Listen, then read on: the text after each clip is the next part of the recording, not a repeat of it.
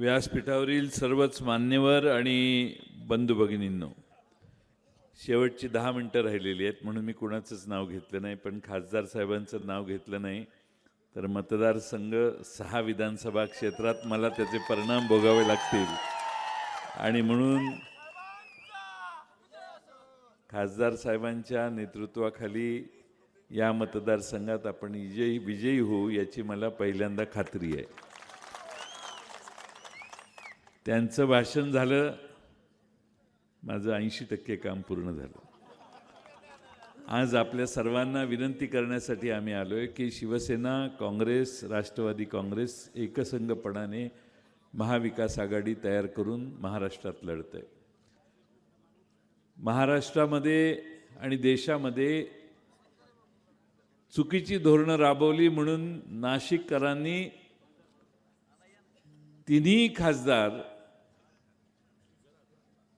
भारतीय जनता पक्षाच्या विरोधात निवडून दिले आणि आपला निषेध भारतीय जनता पक्षाच्या संबंधातला व्यक्त केला। भारतीय जनता पक्षाने अलीकडे 2 पक्ष फोडले, शिवसेना फोडली, राष्ट्रवादी फोडली। राष्ट्रवादीतले गद्दार आता या मतदारसंघात आमच्या विरोधी उभे आहेत आणि त्यांच्यासाठी आम्ही उदय सांगळेंना एका उमद्या नेत्याला आपल्या सर्वांच्या समोर उभा केलेला आहे। आपण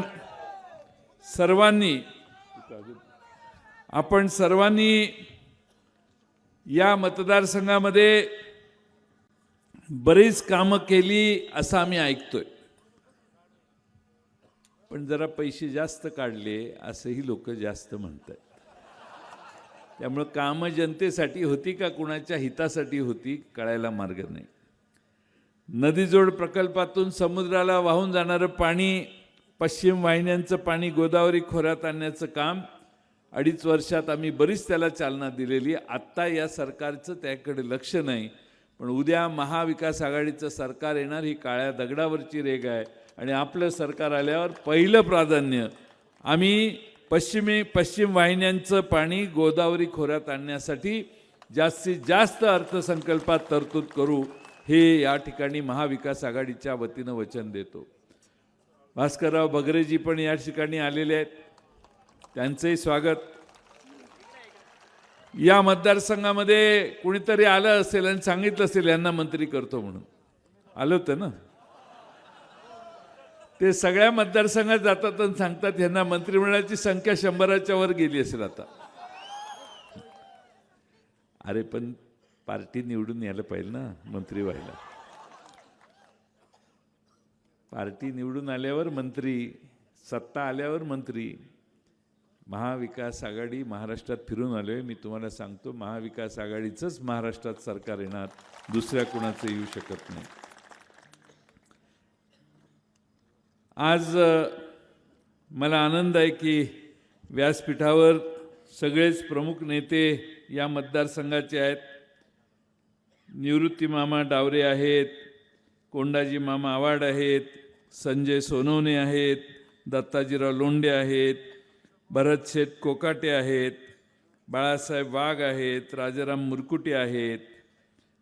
भरत कोकाटेंचं तर अभिनंदन केलं पाहिजे की पूर्ण झोकून काम चालू आहे सध्या, पूर्ण आणि म्हणून आम्हा सगळ्यांना विश्वास आहे की उद्याच्या निवडणुकीत या वाजे साहेबांनी ठरवल्याप्रमाणे उदय सांगळे विधानसभेत जातील। वाजे साहेबांच्या आशीर्वादाने जातील, पण या मतदारसंघात लोकसभेत वाजेसाहेब ज्या पद्धतीनं सांगतील त्याच पद्धतीने या विधानसभेत वाजेसाहेब सांगतील तसंच काम उदय सांगळे करतील, हे आपणा सगळ्यांना विश्वासानं सांगतो। आज या मतदारसंघातल्या विकासाचे अनेक प्रश्न आहेत आणि आम्ही 4 वेळा पक्ष बदलणाऱ्यापेक्षा एक नवा चेहरा आम्ही तुम्हाला दिलेला आहे आणि म्हणून आपली जबाबदारी आहे ही निवडणूक यशस्वी करण्याची। महागाई प्रचंड वाढली आहे, दिवाळी किती महाग गेली तुम्हाला माहिती आहे, तेल 500 रुपयानं वाढलं, GST तर त्याच्यावर आहे।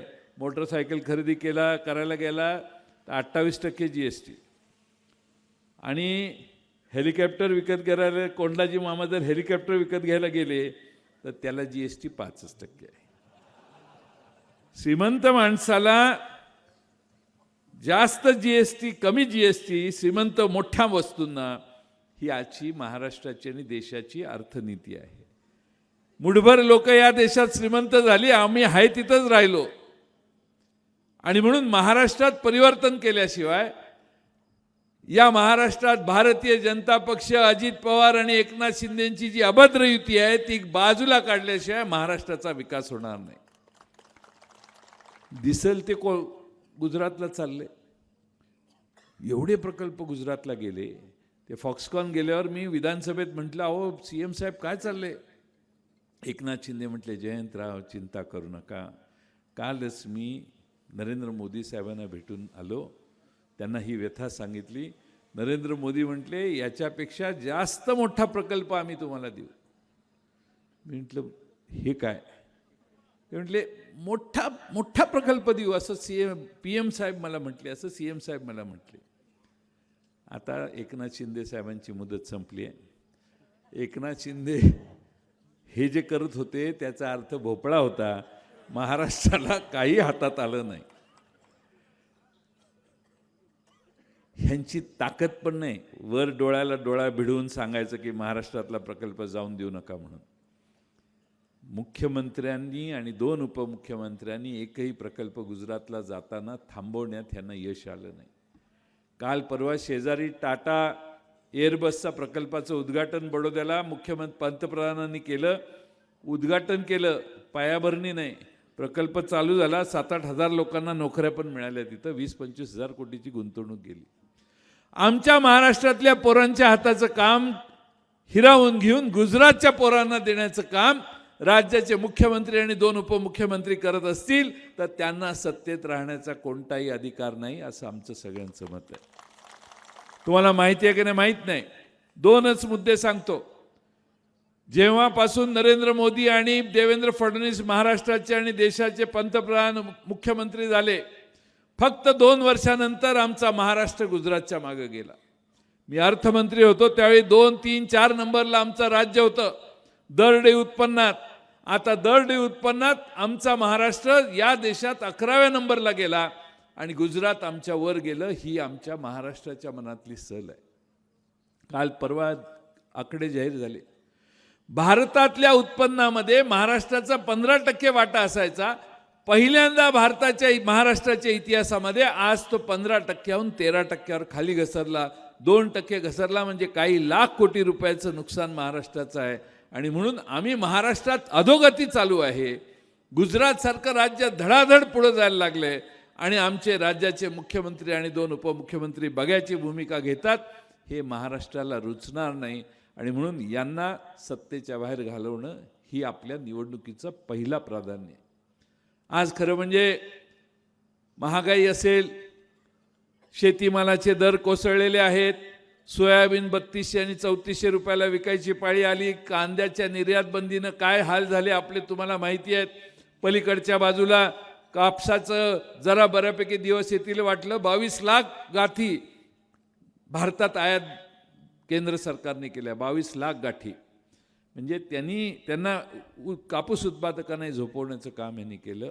या महाराष्ट्रामध्ये जो शेतकरी म्हणून काम करतो त्याच्या पिकाला दर मिळणार नाही ही व्यवस्था भारतीय जनता पक्षाचं हे सध्याचं सरकार करते.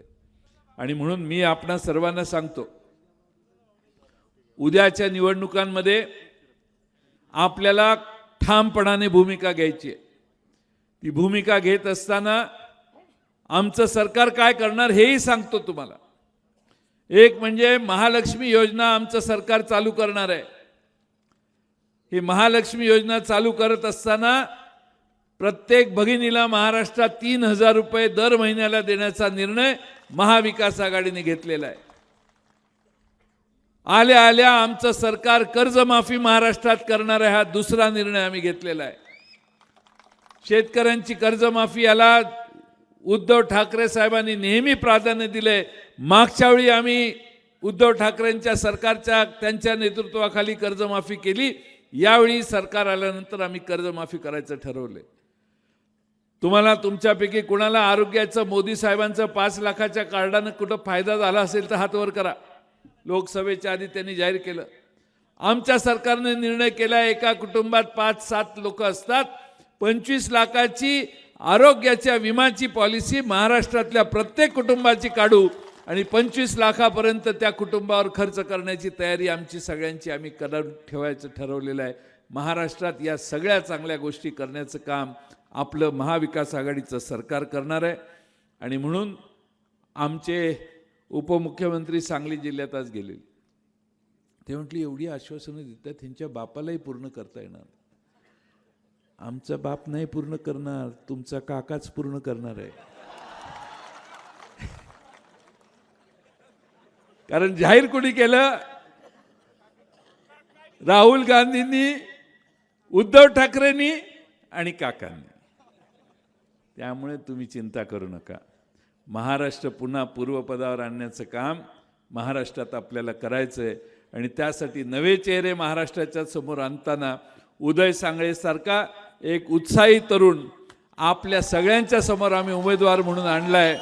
आणि वाजे साहेबांचा आशीर्वाद, व्यासपीठावरील सगळ्यांची एकत्रित ताकद उदय सांगळेंना विधानसभेत पाठवेल आणि महाराष्ट्रात आपल्या या परिसराचा विकास करण्याची जबाबदारी ते घेतील असा विश्वास व्यक्त करतो. तुतारी वाजवणारं चिन्ह आहे. तुम्ही मशालीवर शिक्का मारून मारून मारून मारून लोकसभेत प्रचंड बहुमत दिलं. आता वेळ वाजेसाहेब मशालीची आहे, हे तुतारीची आहे. आणि म्हणून तुतारी वाजवणारा माणूस हे आपलं चिन्ह आहे.